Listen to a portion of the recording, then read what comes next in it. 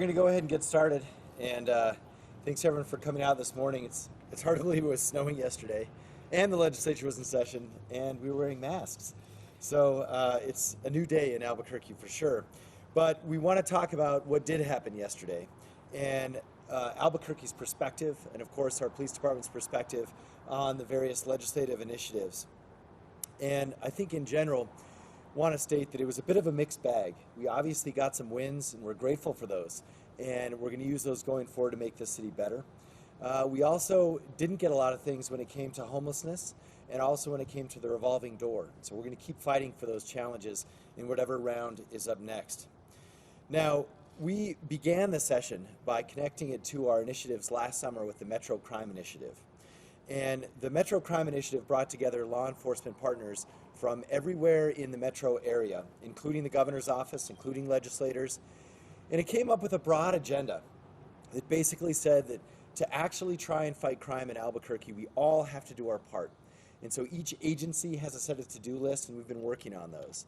But we also had a to-do list for the legislature. And that to-do list had 9 items on it. And we, as I said, in terms of a mixed bag, we got 5 out of 9. So we did get some things that are really helpful, and as I mentioned, we also have some things that we still desperately need help on. So we're going to talk about those here today. But I also want to reiterate that what we saw in the debates in the session are a reflection of the fact that no single person or no single office or single jurisdiction can single-handedly fix the criminal justice system.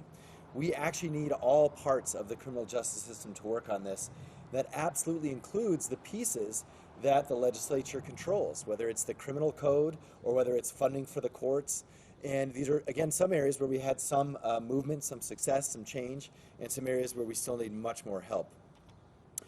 Now, we also know that this was definitely a session that moved us forward, and I think that is a good thing. This is the first session, especially in a 30-day session, and we appreciate the governor joining us and supporting this as being a crime session. That was different than past years. And I think we saw that in the results. We had some progress on crime, and that is a very good thing. It's something we have not had in the past. Now, we brought solutions that would help close the revolving door, crack down on gun violence, strengthen police departments, and rebuild the behavioral health system, and help us deal with homelessness and related addiction challenges here in Albuquerque. And what we were able to get, and we're grateful to get, is we were able to get some assistance when it comes to ankle bracelet and monitoring. We were able to get assistance when it came to gun violent crime enhancements so that we hold people to a different standard when they actually use a firearm or brandish a firearm, because a life could be lost. That's why that was so important. We also know we have increased funding in the court system, which was desperately needed and something we fought for, including an extra judge right here in the metro, which is something we desperately need. So we still have much, much farther to go. And I want to emphasize this does not mean there is justice for victims of violence. We're going to have some of those victims speak here with us today. But it does mean that we have shown that the legislature, when properly primed and worked with, can take action on crime. And so we expect more and we hope for more in the future.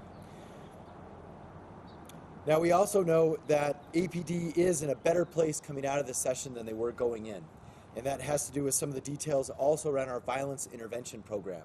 This has been one of our marquee efforts to prevent violence from happening in the first place, but in a very tough on crime way, but in a way that pulls somebody out of that system of retribution when it comes to violent crime. And so this was now funded statewide. This is a big deal for New Mexicans. And this is something that has proven successful in a couple of other states around the country, especially Connecticut. It's something we've been fighting for the last 3 years, and it's something we're grateful finally passed. Similarly, around auto theft, known as the Chop Shop bill, is going to help our criminal justice system deal with auto theft in a much, much more effective way. So before I hand it off, I want to mention, I think, as we reflect a little bit on the session, you know, I asked the question, are communities better off at the end of this session when it comes to crime than they were going in? And I think the answer to that is yes. That's the good news here. There are steps forward that can continue. But because the work is not done, we still urgently need help. And I have a feeling that the situation is not going to be any different, whether there's a special session later in the year or whether it's the 60-day session after the election.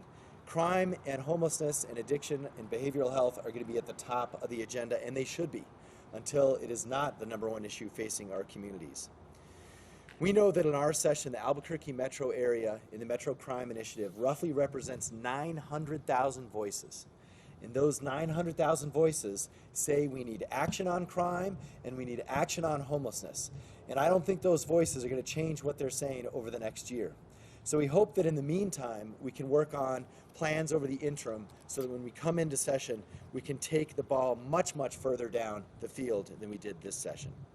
So we're going to continue to work to see this through the next round.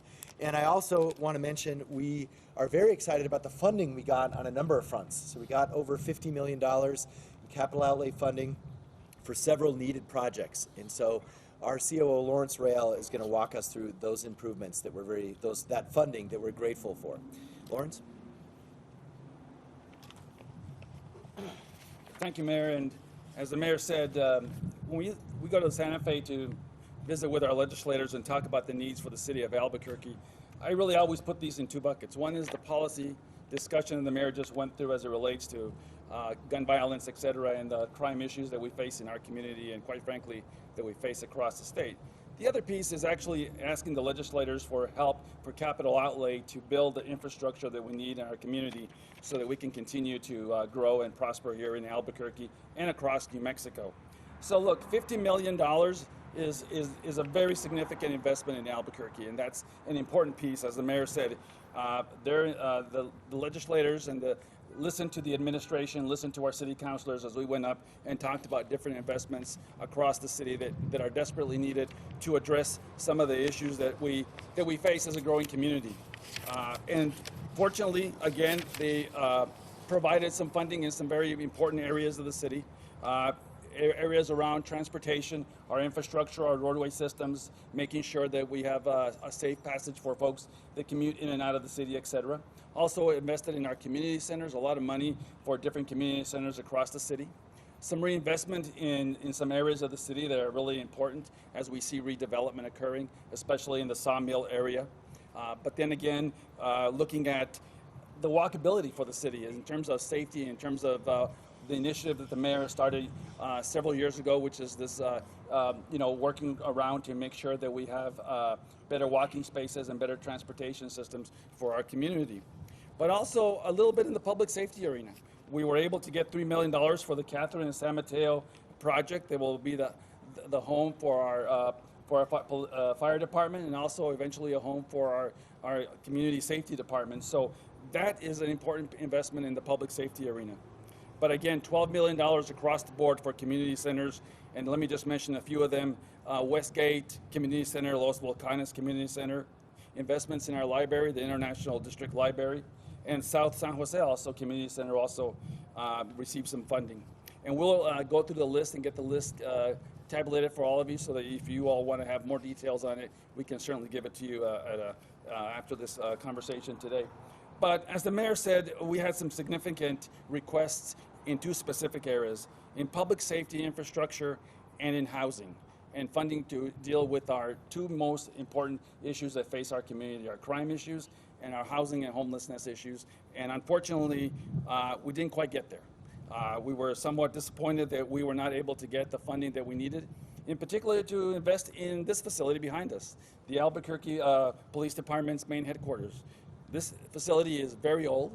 It has some very significant issues with just its mechanical systems, with its infrastructure, some code violations that, as a result of codes that have been updated, this building needs a significant facelift. And unfortunately, we were not able to get that kind of funding. But we also know that we needed money for our Gateway Center, our important project that we've been working on for over 3.5 years to bring a shelter online to support and to help those individuals in our community that don't have a place to sleep at night, that need services and that need a comprehensive array of services, not just for them, but also for the southeast area part of the city of Albuquerque. Unfortunately, our ask for $30 million did not quite make the mark, but look, that's not going to deter our work. We're going to continue to move forward and continue to work with our legislators and the governor and work with our city council and our community here and try and move forward with getting that project underway. Last but not least, look, we are the largest city in the state. We generate a tremendous amount of economic activity for New Mexico, and it's important that we invest in this economic engine to ensure that the rest of New Mexico can grow and prosper. And so our request for the legislature really as a reflection of that investment that needs to happen here so that the state of New Mexico as a whole can move forward. So we'll continue to move in those directions and again, lobby our legislators as we move forward. And so I know many of you will have some questions on specific projects, and we'll be happy to answer them after that. But with that, I'll turn it over to the mayor. Thank you, Lawrence. And specifically in that Gateway Center, we had asked for a crisis triage center, a medical respite facility. These all have to do with primarily addiction, and doubling the size of Turquoise Lodge. So I think Turquoise Lodge did get some expansion funding. So again, more details on that specifically we can touch on later. Now, we do want to talk about what this legislature meant for our officers, the men and women in our Albuquerque Police Department. And here to speak on that is Deputy Chief Brown. Chief? Good morning. My name is Josh Brown. I'm the Deputy Chief of Field Services. We talked a lot this morning about, how these are to make Albuquerque safer. But at the end of the day, it's the officers on the field that, have to enforce these laws and make sure that we're protecting the citizens of Albuquerque. It's a good start. There's lots of work still to be done. We got some good work to do on the GPS monitoring programs, allowing detectives to go out and actually get these people who are actively committing crimes. Commander Jones will touch a little bit more on that in a minute. Another thing that we now have some teeth into is our chop shop bill. That's something that, when I first started in auto theft in 2014, is something that the detectives had a hard time with people who were operating enterprises for profit. There really was no teeth to go after that. This gives another tool in the toolbox for auto theft detectives to be able to really go after those people who are in the process of a nefarious activity for strictly profit, looking at, selling people's cars, victimizing people, and creating more victims by, doing VIN switches and then pushing those cars back out into the public. We had recently a couple of field briefings, 12 of them actually, through each area command. And when we did, we talked about one of the biggest things to an officer's morale and the work that they do is the revolving door that they continually face with arresting the same people over and over again. We made good strides in the recent legislation on, certain aspects of it with chop shop, banishing a firearm, the GPS bills. With the case management order and things of the past, there's still work to be done on how we keep these people who are habitual offenders, from property crimes to violent crimes, and who really affect the quality of life of the citizens of Albuquerque. That's the biggest issue that our officers face every day is, just that repeat. I arrest the same guy over and over again. And how do we function and make it to where these people are held accountable and these officers feel like they're making a difference? So I think there's still a lot of work to be done. I think a good unified front. No pointing fingers. It's how do we work with the legislature? How do we work with our lawmakers, our joint law enforcement agencies, coming up with a plan in the future on how we best move forward, what's important to the citizens of Albuquerque, but it's also, when you look at the legislature, everybody says, and we try to push things, it's an Albuquerque problem. This affects the entire state, and this is something that we need to look at as a statewide level, and because it's not just Albuquerque. People here have family in the Four Corners, down to Las Cruces. This affects everybody as a whole. So I think there's moving forward to having a good unified front and getting with our partners in law enforcement, the legislature. Like I said, it's a good start, but there's more work to be done. So thank you. Thanks, Chief. Now, we mentioned some of the areas around court funding as well, and again, that GPS monitoring. And with us to speak on that, we have Commander Jones. Commander? Thank you, Mr. Mayor. So good morning, everybody. My name's Aaron Jones. I'm the Interim Commander for the Investigative Support Division. And the City of Albuquerque and the Police Department, we went into this session with looking for a comprehensive improvements with the pretrial services section, among other things. To be sure, we did not get everything that we wanted, but it is a step in the right direction. With the new requirements of this bill concerning pretrial services and the GPS monitors, is a requirement that GPS data is shared with law enforcement as soon as it's needed when there's a situation which would necessitate that information being relayed to law enforcement. And it matters to the officers in the front lines, the officers that work for Deputy Chief Brown, and also the detectives who work in my division and others. And it also is important for the community. I want to be very clear that our citizens deserve to know when someone is charged with a crime that they will no longer be a danger to our community and the citizens within our community, and that the system will keep them safe. Part of that is sharing information with law enforcement in a timely manner. We all know that we've probably experienced in our time frame that information is best right away, as soon as it's coming out, especially whenever we're talking about high-risk offenders and our police officers trying to apprehend those high-risk offenders. Requirements to share ankle monitor GPS data makes a difference in those critical moments. We've seen what happens when this information isn't shared. There's two examples that I'd like to bring up today, one being Daniel Drake and the other one Devin Mumford. Mumford, while he was out on pretrial monitoring, committed a homicide. After he committed that homicide, he then went around the city, armed with a shotgun, and fired his weapon at an elderly woman within our city. And then he attempted to rob a convenience store. All of this while he was on an ankle monitor. That's unacceptable. Now, when that happens, our APD officers and the detectives, we can't be waiting days, which happened in this case, before we get the GPS data. The other example is Daniel Drake. Daniel Drake was on an ankle monitor. He cut that ankle monitor off. Our department was notified that he had cut the ankle monitor off, and it took, yet again, days for us to get the information back on where the GPS data showed us that he was last known. This change requires that the data is shared with APD as soon as it's needed. When they need information about individuals believed to have reoffended or broken the conditions of release. Now, I'll talk about the funding for our courts.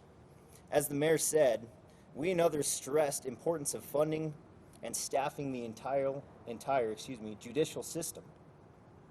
We're very pleased to see the work that began with funding our judicial system in the courts. We know that after this legislative session that we have an addition of a new judge for the second Judicial District Court. So we see the improvements. Although it's not it's not everything that we wanted, it is a step in the right direction.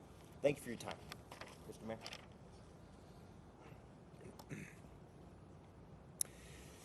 Now we want to talk about our efforts to expand the VIP program, something we started about 2 years ago, and we desperately needed statewide because we know that criminal activity, especially narcotics and everything in between, even auto theft, all of this is not tied to Albuquerque's borders. We know this intuitively, but we don't always honor that legally, and we don't always honor it programmatically. Now with the statewide violence intervention program, we're going to be able to do that with respect to trying to pull people out of the cycle of retribution for violent crime. So our coordinator on that is going to speak to it, Jerry Bachicha.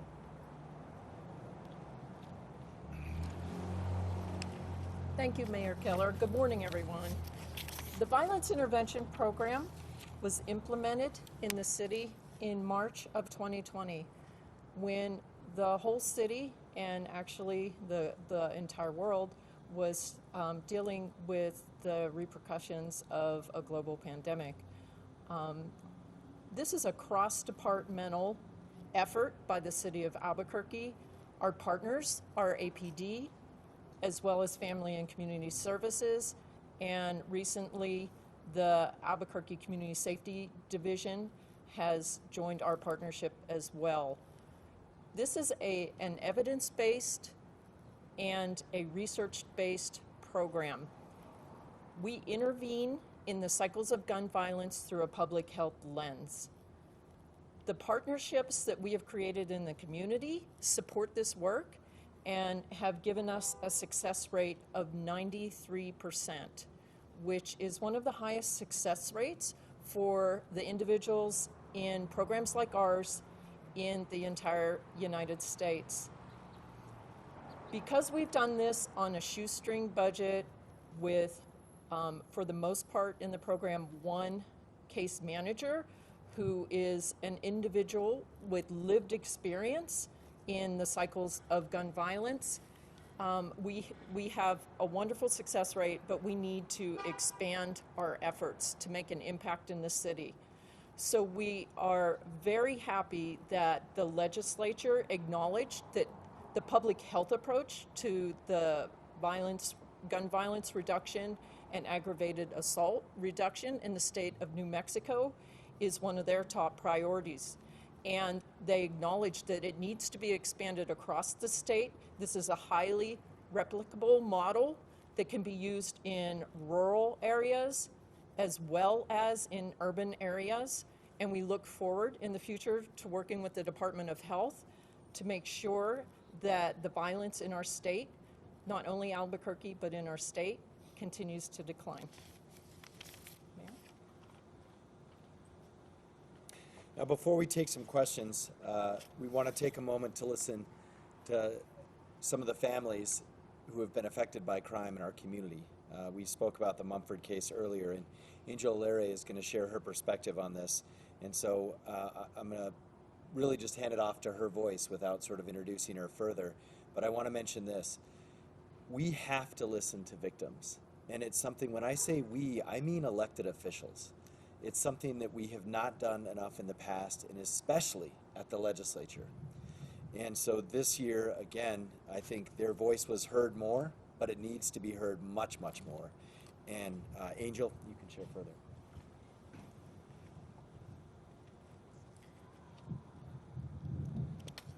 Good morning, and thank you everyone for being here. As he said, my name is Angel, and my son was Devin Trey Hayborn. He was shot and killed 301 days ago, and I must say it's been a tough and emotional journey, but I feel his untimely death has brought us to where we are here right now, and that he in some way is helping us and guide us and lead us in the right direction.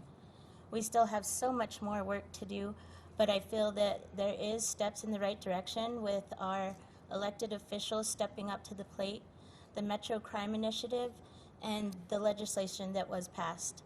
I won't say I'm not disappointed that some of the other bills didn't go through, but that last-minute crime bill that was pushed through, I'm just asking that the governor reads through it and signs it and goes through every line to make sure that all the wording's correct and that we benefit from this. No other families need to go through this, what I'm experiencing, as well as the other families experiencing the loss of loved ones. What I will say in the step of the right direction, the VIP program I've currently been volunteering with, and I will say from personal experience and actually being out on the field that it does work, that it's very important, that all these things are going to take years to come with the drug addiction counseling, mental health counseling, the VIP program. This is not going to be an easy, quick fix. But what we do need is the quick fix of keeping these criminals in until all the rest can fall into place. So I'm asking everybody to get involved. As our mayor said, the Metro Crime Initiative has 900 voices that have said that we need this to happen. Well, I'm here to ask those 900 plus voices to be a part of it. Yes, it's our elected officials' duties to represent and do their part, but it's our part as well. And I must say I didn't get involved until it hit home. So I'm here to reach out and ask everyone to be a part, not just your voices, get involved. Everybody from the home front on, have talks with your children, your grandchildren. We need to get to that point where everything was simpler and it wasn't about taking out a weapon to kill. We need to get back to the basics, common knowledge, keeping criminals in when they commit a crime, watching them. If you say you're going to monitor them, let's monitor them. That's all I really have to say. So please, Albuquerque and New Mexico, get involved.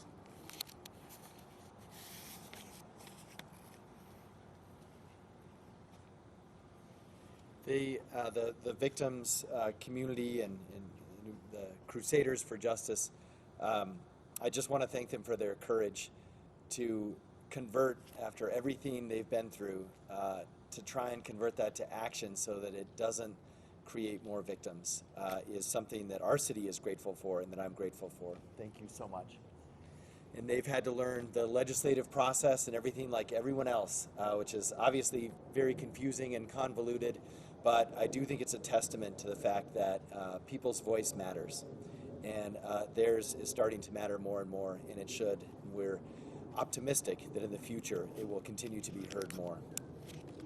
So with that, we'll certainly take some questions from folks. And, I would just add that a lot of times people, say, well, why didn't the governor do this? Why didn't the mayor do that? Or this and that. Look, I was in the legislature. They're elected officials. I believe that they did what they felt was right, and I respect that, even if we disagree with them. But they're their own elected officials, and they're not under the control of any other elected officials. And so we do appreciate their service and the hard work. They certainly worked hard, especially at the end of this session.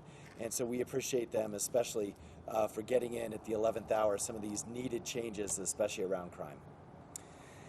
So, Ava, yeah? Okay. Mayor Keller, before the session and during the session, you said that not enough on crime gets done. We may need a special session. Obviously, that's the governor's call.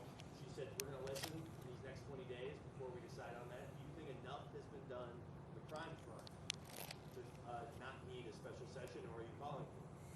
Well, I have always supported a special session on crime, going back for at least 2 years, if not 2.5 years on this. And it's because we just can't let the clock be an excuse, right? It's always, we ran out of time and this and that. And that's what special sessions are for. They're for the most urgent needs in our community. I also think there might be some rationale around infrastructure. We haven't looked at all the federal funding and where it's going and so forth. So I do support it. But as my former colleagues know, I've always supported every special session. I mean, I wanted a special session to bring Tesla here. So I just think if our community needs help, we should be meeting all the time.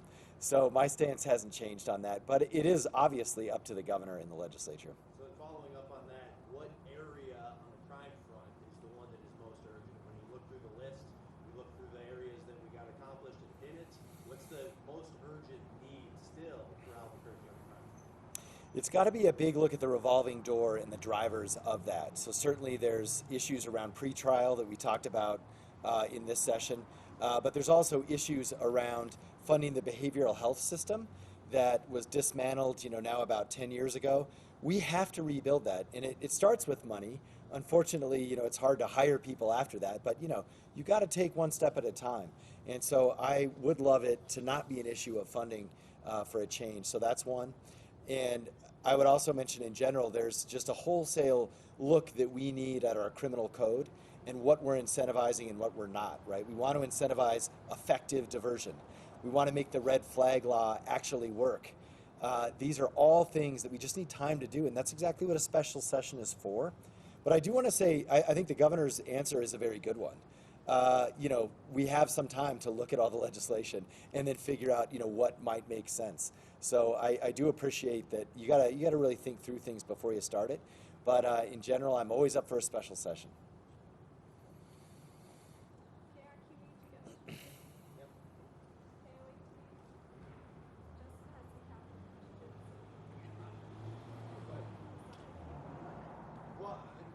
I'll stick it on the crime front if it's just capital questions.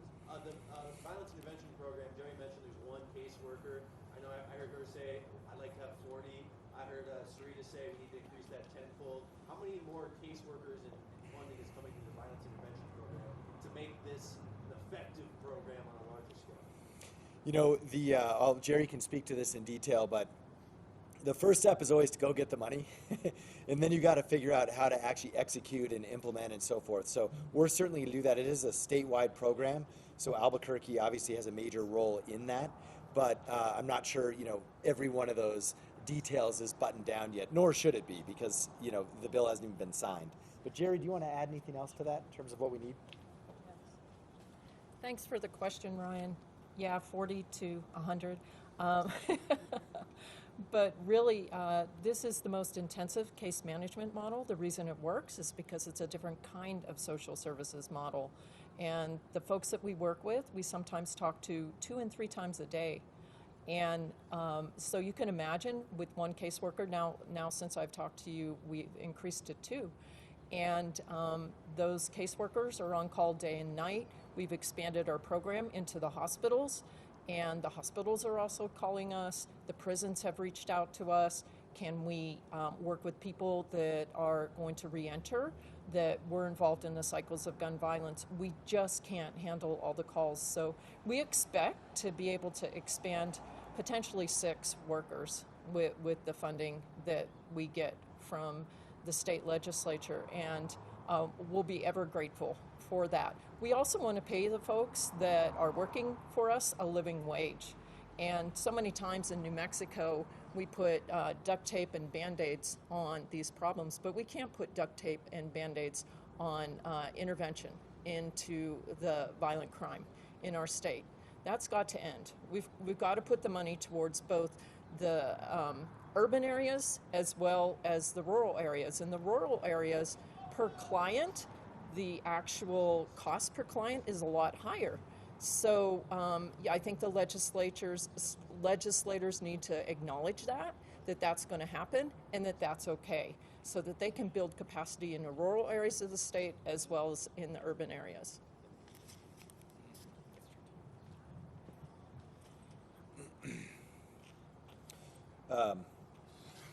Our COO, I just want to add, before we go over to Capitol 2, that the other aspect around a special session is, look, housing and homelessness. So I mentioned the connection between behavioral health, but you know, it's a lot like crime. It tends to be viewed in Santa Fe as an urban issue or as a locality's challenge. And the reality is, when our challenges are this big for the largest city in New Mexico, they are a state challenge. So I also believe that, you know, homelessness in the metro area is a statewide worthy issue that we need help on. And so that's another area where we could look at some help through a special session. Would you measure that as the biggest loss or biggest disappointment for the city's perspective as far as what didn't get done? The short answer would be yes. Yeah, there just was very little discussion. Our legislation didn't go through, our funding request didn't go through. And I think we've stepped up as Albuquerque. So we try and demonstrate in the legislature, like, we've done X, Y, and Z, right? We got the Gateway Center. We are putting funding into it. We have the Community Safety Department. And we're doing, you know, X amount of hundreds of more vouchers literally every day. And we can't do it alone. And we need the state's assistance. And so we're walking the walk, but we need a helping hand to walk down that path from Santa Fe. So on that front, I think the third, maybe fourth year you've gone to this session asking for money for the Gateway Center and got not a lot back. You got $400,000 this year out of a $30 million ask. Have you talked to lawmakers? I mean, is there a reason they're not putting money for this? I mean, are you getting a sense from people why this isn't something they're prioritizing capital money? Well, I think in general, I would certainly say, first off, I think it was 3 years ago, we could cross-reference. We did get a substantial amount of funding in the past that we used. This year, you know, the challenge was, I think, look, you've got a very short-term focus because it's an election cycle, and people want to put money into their neighborhoods, and that's very natural and normal in an election year. So there's not a whole lot of desire, you know, to fund something that might be outside your district. Now, we would argue, right, that funding things like the Gateway Center helps homelessness anywhere in the metro area. But, you know, they often view it as like, well, that facility is in one particular district. So that's kind of one hurdle that we certainly have this session. And I think the other one is, in a short session, we always have issues around housing and homelessness because they're not automatically sort of germane as part of the budget. So we tend to do better on these issues in a longer session when we can actually have hearings on housing shortages and things of this nature, which we had none of this session. So I think it's not entirely surprising, but it is very disappointing. If there was a special session, I mean, do you think if they addressed housing and homelessness in the neighborhood, there would be a financial component? I don't know how that works. There absolutely has to be. And again, the first step is setting aside the funding. And if you look at even something like a Turquoise Lodge, which is a wonderful state-funded program at the Gateway Center, we would give them all the space they want. And they would just have to fund the staffing for it. And we could have the largest treatment facility in the Southwest. Albuquerque can deliver that right now if New Mexico is willing to fund the operations.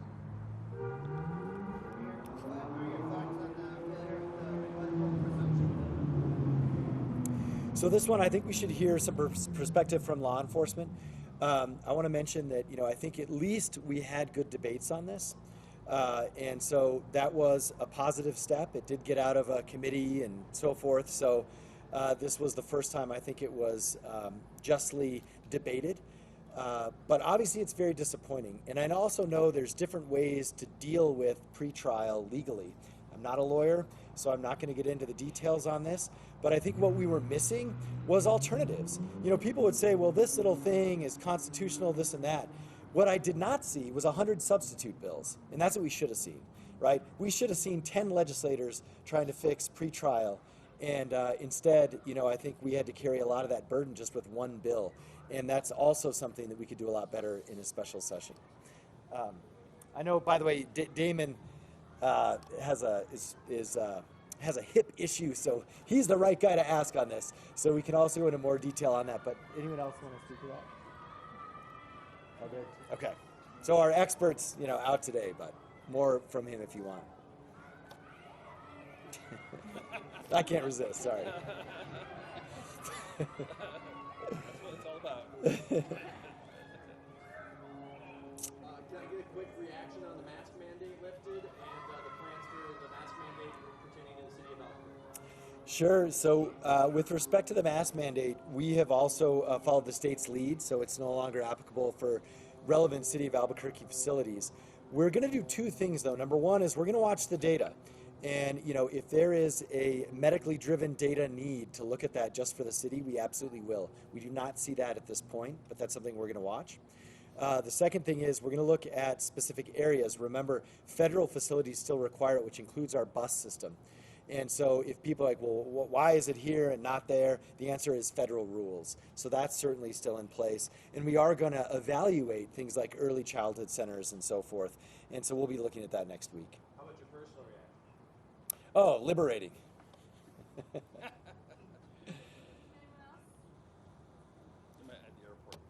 Yeah, and the airport is another one. So airport and buses are still regulated by the federal system, and face masks are required. Thanks, you guys. Okay.